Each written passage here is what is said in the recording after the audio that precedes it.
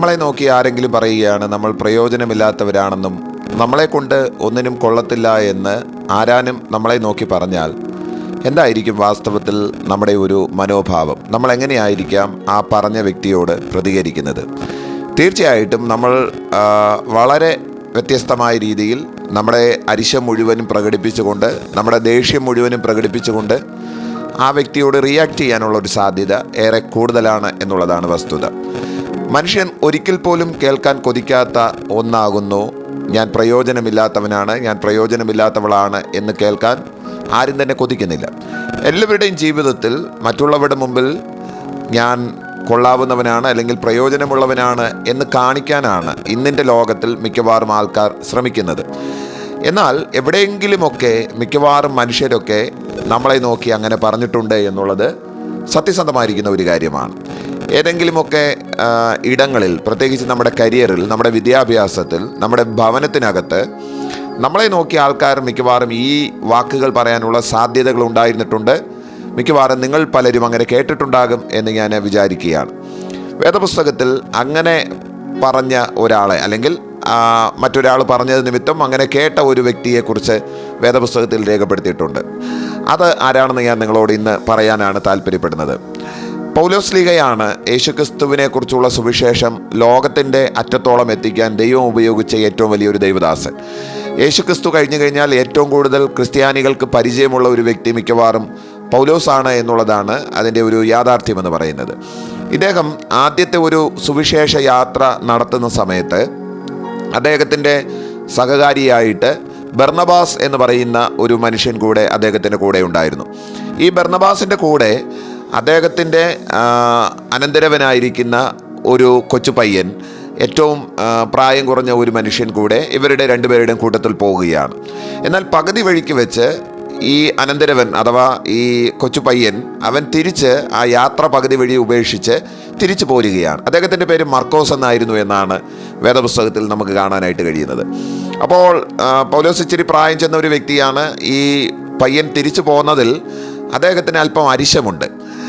അദ്ദേഹം അതിൻ്റെ സങ്കടം ഈ ബർന്നബാസിനോട് പ്രകടിപ്പിച്ചു. അത് ചെയ്യാൻ പാടില്ലാത്തതായിരുന്നു, അവൻ വന്നതല്ലേ, നമ്മുടെ കൂടെ നിൽക്കേണ്ടതായിരുന്നു എന്നൊക്കെ ഇങ്ങനെ പറഞ്ഞ് പിന്നെയും അവരുടെ യാത്ര അവർ തുടരുകയാണ്. കുറേ നാൾ കഴിഞ്ഞ് അവരുടെ യാത്രകൾ അവസാനിച്ച് അവർ തിരിച്ചു പോന്നു.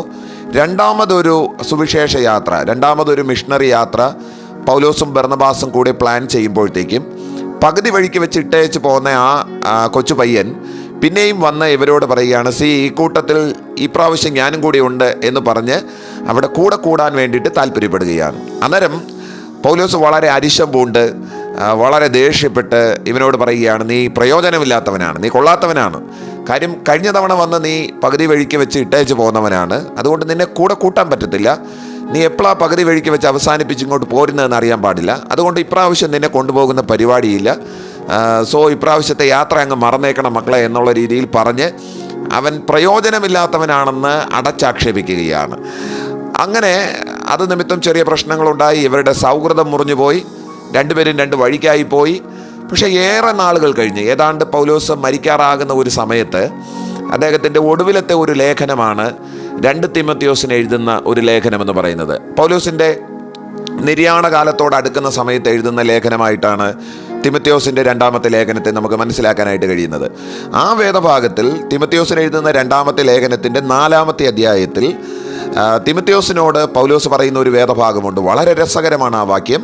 അവനോട് പറയുകയാണ്, നീ പോരുമ്പോഴത്തേക്കും മർക്കോസിനെയും കൂടെ കൊണ്ടുവരണം, അവൻ എനിക്ക് ഏറെ പ്രയോജനമുള്ളവനാകുന്നു, ഏറെ പ്രയോജനമുള്ളവനാകുന്നു. നോക്കൂ, ഒരു ഘട്ടത്തിൽ പ്രയോജനമില്ലെന്ന് പറഞ്ഞ് ആട്ടി ഓടിക്കുകയാണ് ആദ്യം ചെയ്യുന്നത്. നിന്നെക്കൊണ്ട് ഒന്നിനും കൊള്ളത്തില്ല, നിന്നെക്കൊണ്ട് ഒരു ഉപയോഗമില്ല എന്ന് പറഞ്ഞു വിട്ട ആ ബാല്യക്കാരനെ, ആ ചെറുപ്പക്കാരനെ, ആ യുവാവിനെ നോക്കിയിട്ട് പൗലോസ് അവൻ്റെ നിര്യാണ കാലത്തോട് അടുക്കുമ്പോൾ, അവൻ മരിക്കാറാകുമ്പോഴത്തേക്കും തിമോത്തിയോസിനോട് പറയുകയാണ്, നീ വരുമ്പോൾ, നീ എന്നെ കാണാൻ വരുമ്പോൾ, അന്നേരം അദ്ദേഹം ജയിലിലാണ്, അന്നേരം നീ എന്നെ കാണാൻ വരുമ്പോഴത്തേക്കും മർക്കോസിനെയും കൂടെ കൊണ്ടുവരണം, അവൻ എനിക്ക് ഏറെ പ്രയോജനമുള്ളവനാണ്.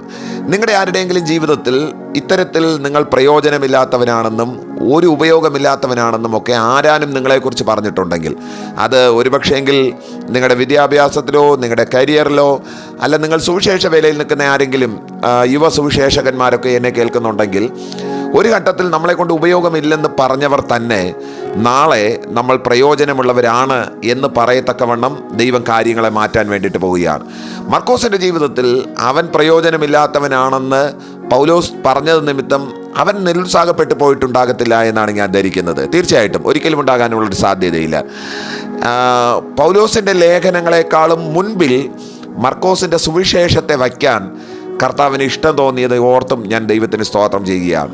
നിങ്ങളെ കൊണ്ട് ഒരു ഉപയോഗമില്ലെന്ന് ആരാനും പറയുന്നുണ്ടെങ്കിൽ ഞാൻ വളരെ സ്നേഹത്തോടു കൂടെ പറയുന്നു, അവരെക്കാൾ മുകളിൽ, അവരെക്കാൾ മുൻപിൽ വരാൻ ദൈവം നിങ്ങളെക്കുറിച്ച് ആഗ്രഹിക്കുന്നു എന്നുള്ളതാണ്. പൗലോസ് വലിയ മിടുക്കനായ ഒരു ദൈവദാസനാണ്, അതിനകത്ത് അല്പം പോലും സംശയമില്ല. പക്ഷേ അദ്ദേഹത്തിൻ്റെ ലേഖനമല്ല ആദ്യം വേദപുസ്തകത്തിൻ്റെ, പുതിയ നിയമത്തിൻ്റെ അധ്യായങ്ങൾ, പുസ്തകങ്ങൾ ആരംഭിക്കുമ്പോൾ പൗലോസിൻ്റെ ലേഖനങ്ങളോ പൗലോസ് എഴുതിയ ഏതെങ്കിലും ഒന്നല്ല ആദ്യം നമ്മൾ വായിക്കുന്നത്. ആദ്യം വായിക്കുന്നത് ഈ പ്രയോജനമില്ലെന്ന് പറഞ്ഞ ആ മനുഷ്യൻ എഴുതിയ യേശുക്രിസ്തുവിനെ കുറിച്ചുള്ള സുവിശേഷമാണ് നമ്മൾ ആദ്യം വായിക്കുന്നത്. അങ്ങനെയാണെങ്കിൽ ഇന്ന് വളരെ സ്നേഹത്തോടു കൂടെ ഞാൻ നിങ്ങളെ ഓർമ്മപ്പെടുത്തുകയാണ്. ആരെങ്കിലും നിങ്ങളെ നോക്കി പ്രയോജനമില്ലെന്ന് പറയുകയാണെങ്കിൽ സ്മൈൽ അറ്റ് ദം, അവരെ നോക്കി ഒന്ന് പുഞ്ചിരിച്ചിട്ട് പോകുക. എന്നിട്ട് തീർച്ചയായിട്ടും അവരുടെ മുകളിൽ വരാൻ തക്കവണ്ണം ദൈവസന്നിധിയിൽ പ്രാർത്ഥിക്കുകയും അതിനു വേണ്ടിയിട്ട് അധ്വാനിക്കുകയും കർത്താവിനോട് നിങ്ങളുടെ ആവശ്യങ്ങൾ പറയുകയും കണ്ണുനീരോടുകൂടെ ഈ വിഷയങ്ങൾ ദൈവസന്നിധിയിൽ അറിയിക്കുകയും ചെയ്താൽ തീർച്ചയായിട്ടും പ്രയോജനമില്ലെന്ന് പറഞ്ഞവരുടെ മുകളിൽ വരാൻ ദൈവം നമ്മളെ സഹായിക്കും. അതുമാത്രമല്ല, ആരാണോ നിങ്ങളെ നോക്കി പ്രയോജനമില്ലെന്ന് പറഞ്ഞത് അവർക്ക് പിന്നീട് നമ്മൾ പ്രയോജനമുള്ളവരായി തീരുകയും ചെയ്യും. കർത്താവ് നമ്മെ ഒരുമിച്ച് ഈ വചനങ്ങളാൽ അനുഗ്രഹിക്കട്ടെ. ആമേൻ.